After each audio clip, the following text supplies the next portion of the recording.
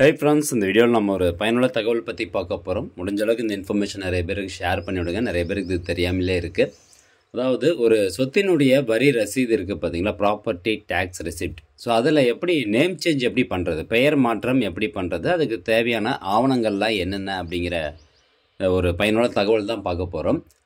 பொதுவாகவே இந்த சொத்து வரி ரசீது அப்படிங்கிறது வந்து நிறைய பேருக்கு தெரியும். அது ரொம்ப ஒரு முக்கியமான ஆவணம் அப்படின்னு.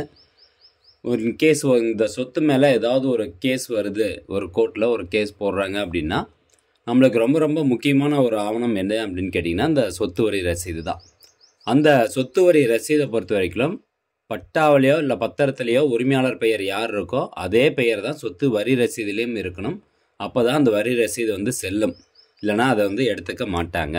ஸோ அதனால் சொத்து வரி ரசீதில் இப்போ நீங்கள் ஒரு சொத்து வாங்குறீங்க, ஒருத்தர்கிட்டருந்து வாங்குறீங்க, அல்லது உங்கள் அப்பாக்கிட்ட அந்த சொத்து இருக்குது, அவருடைய இறப்புக்கு பிறகு உங்களுடைய பெயரில் வந்து பத்திரம் பட்டா எல்லாமே மாறுது. ஸோ மாறினதுக்கப்புறமா சொத்து வரி ரசீதுலேயும் நீங்கள் பெயர் மாற்றம் பண்ணிடணும். அதே மாதிரி இப்போ நீங்கள் ஒரு ப்ராப்பர்ட்டி வந்து ஒருத்தர்கிட்டருந்து வாங்குறீங்க அப்படின்னா ஸோ பத்திரம் போட்டு பட்டா எல்லாமே வந்துடும். அதுக்கப்புறம் நீங்கள் வரி ரசீதுலேயும் பெயர் வந்து மாற்றம் பண்ணிக்கணும். ஸோ இதெல்லாம் பண்ணால் மட்டும்தான் அந்த வரி ரசீது வந்து செல்லும். அப்போ இந்த வரி ரசீதில் பெயர் மாற்றம் பண்ணுறதுக்கு என்னென்ன ஆவணங்கள்லாம் தேவைப்படுது அப்படிங்கிறத நம்ம இப்போ பார்க்கலாம். ஸோ முதல் முக்கியமான ஆவணம் என்ன அப்படின்னு கேட்டிங்கன்னா கிரைய பத்திரம் அல்லது செட்டில்மெண்ட் பத்திரம் அல்லது தான பத்திரம். ஸோ அந்த சொத்தை வந்து எப்படி வந்து பத்திரப்பதிவு பண்ணியிருக்கோம், கிரைய பத்திரமாக பதிவு பண்ணி வச்சிருந்தோம்னா அந்த பத்திரத்தினுடைய நகல். அதே மாதிரி செட்டில்மெண்ட் பத்திரம் அப்படின்னா அந்த பத்திரத்தினுடைய நகல்.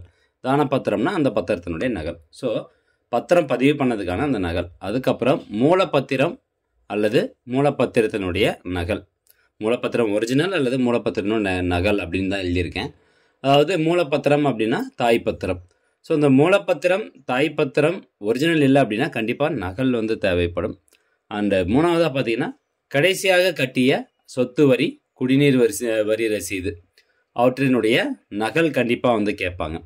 அப்போ கடைசியாக கட்டிய சொத்து வரி அப்படின்னா கடைசியாக அதாவது ஒரு ப்ராப்பர்ட்டி வந்து ஒருத்தர்கிட்ட வாங்குறீங்க அப்படின்னா அவர் கடைசியாக வந்து கட்டியிருப்பார் பார்த்தீங்களா வரி ரசீது. ஸோ அந்த வரி ரசீது வேணும். அதே மாதிரி குடிநீர் வரி ரசீதும் வேணும். ஸோ அதனுடைய நகல் ஜெராக்ஸ் இருந்தால் கூட போதும். அதுக்கப்புறம் வில்லங்கச்சான்று. வில்லங்கச்சான்று ஒரு முக்கியமானது, அதாவது என்கும்பரன்ஸ் சர்டிஃபிகேட் ஈசி அப்படின்னு சொல்கிறோம். இந்த வில்லங்கச்சான்றில் வந்து நீங்கள் ஒன்ஸ் பத்திரம் பதிவு பண்ணோடனே பார்த்தீங்கன்னா வில்லங்கச்சான்றில் அது வந்துடும். பத்திரம் வந்து கை மாறி இருக்குது, சொத்து வந்து கை மாறி இருக்குது அப்படிங்கிறதுக்கான ஒரு சரியான எவிடன்ஸ் வந்து வில்லங்கச்சான்று. ஸோ அந்த ரீசண்டாக நீங்கள் டவுன்லோட் பண்ண அந்த வில்லங்கச்சான்று காப்பியை எடுத்துக்கணும். அடுத்ததாக Aadhaar card. So Aadhaar card எல்லாத்துக்குமே தெரியும், ரொம்ப ரொம்ப முக்கியமான ஒரு ஆவணமாக இருக்குது இப்போ. ஸோ ஆதார் கார்டினுடைய நகல் எடுத்துக்கோங்க. அண்ட் ஆறாவதாக பார்த்தீங்கன்னா டிக்ளரேஷன் ஃபார்ம் அப்படின்னு சொல்லுவோம். அதாவது டிக்ளரேஷன் டீடு, உறுதிமொழி பத்திரம். அது வந்து 20 ரூபாயில தான் முதல் இருந்தது. பட் இப்போ வந்து பார்த்திங்கன்னா 20 ரூபா ஸ்டாம்ப் டியூட்டி பேப்பர் வந்து கிடைக்கிறது இல்லை. அதனால் 100 ரூபா முத்திரைத்தாளில் அந்த உறுதிமொழி பத்திரம் எழுதியிருக்கணும். அடுத்ததாக மழைநீர் சேகரிப்பு தொட்டி புகைப்படம். உங்கள் வீட்டில் வந்து மழைநீர் சேகரிப்பு தொட்டி இருந்தால் அதனுடைய புகைப்படம் வந்து எடுத்துக்கோங்க. அண்ட் எட்டாவதாக பார்த்தீங்கன்னா இப்போ நீங்கள் ஹவுசிங் சொசைட்டியில் வீடு வாங்கியிருந்தீங்க அப்படின்னா அந்த ஹவுசிங் சொசைட்டிகிட்டேருந்து வாங்கினங்க NOC no objection certificate form வந்து வைக்கணும். கடைசியாக லாஸ்ட் ஆவணமாக இருக்கிறது அந்த இடத்தினுடைய பட்டா காப்பி. ஸோ நத்தம் பட்டா வந்தால் நத்தம் பட்டா அல்லது ஊரகப்பட்டான்னா ஊரகப்பட்டா. ஸோ அந்த பட்டானுடைய காப்பி வந்து கட்டாயம் தேவைப்படும். அல்லது நீங்கள் ஒரு பிளாட் வாங்கியிருக்கீங்க அப்படின்னா அந்த பிளாட்டுக்கு வந்து நீங்கள் வரி ரசீதில் பெயர் மாற்றம் பண்ணணும் அப்படிங்கும்போது டிடிசிபியினுடைய அப்ரூவ் பண்ண அந்த காப்பி. ஸோ இதை வந்து கொண்டு போகணும். டிடிசிபி அப்ரூவல் வந்து நீங்கள் ஆன்லைன்லேயே டவுன்லோட் பண்ணலாம்.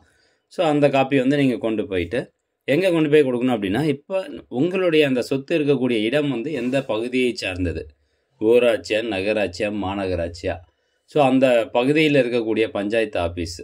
ஸோ இப்போ வில்லேஜ்னா வில்லேஜ் பஞ்சாயத்து ஆஃபீஸில் கொண்டு போயிட்டு இந்த டாக்குமெண்ட் எல்லாமே அட்டாச் பண்ணி அவங்ககிட்ட வந்து கொடுத்துடணும். அவங்க கொடுத்தோன்னா அவங்க ரெஜிஸ்டரில் எழுதிட்டு ஃபீஸ் வந்து பே பண்ண சொல்லுவாங்க. ஃபீஸ் அந்த சொத்தினுடைய மதிப்பு என்ன இருக்கோ அதை பொறுத்து உங்களுக்கு மாறுபடும். ஒரு ஆவரேஜாக சொல்லணும் அப்படின்னா ஒரு 400 ரூபாயிலிருந்து 1600 வரைக்கும் உங்களுக்கு அந்த வரி ரசீதில் பேர் மாற்றம் பண்ணுறதுக்கான சார்ஜஸ் வந்து ஆகும்.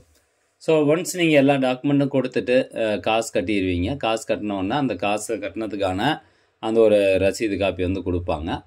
அதுக்கப்புறம் பேர் மாற்றம் எத்தனை நாளைக்குள்ள நடக்கும் அப்படின்னு கேட்டிங்கன்னா குறைஞ்சது 7 நாள்லேருந்து 15 நாள் வரைக்கும் டைம் எடுத்துக்குவாங்க.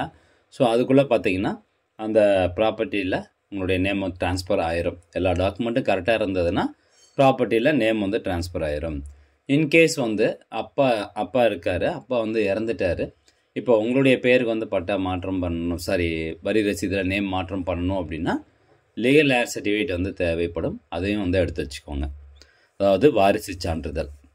ஸோ ஃப்ரெண்ட்ஸ், இந்த டாக்குமெண்ட்ஸில் இருந்தால் போதும் ஈஸியாக வந்து நேம் ட்ரான்ஸ்ஃபர் பண்ணிக்கலாம். ப்ராப்பர்ட்டியில் நேம் ட்ரான்ஸ்ஃபர் பண்ணணும் அப்படிங்கிறது ரொம்ப ரொம்ப முக்கியம். கட்டாயமாக பண்ணணுமா அப்படின்னு கேட்டிங்கன்னா கட்டாயமாக வந்து சொத்து வரி ரசீதில் நேம் ட்ரான்ஸ்ஃபர் பண்ணிக்கோங்க.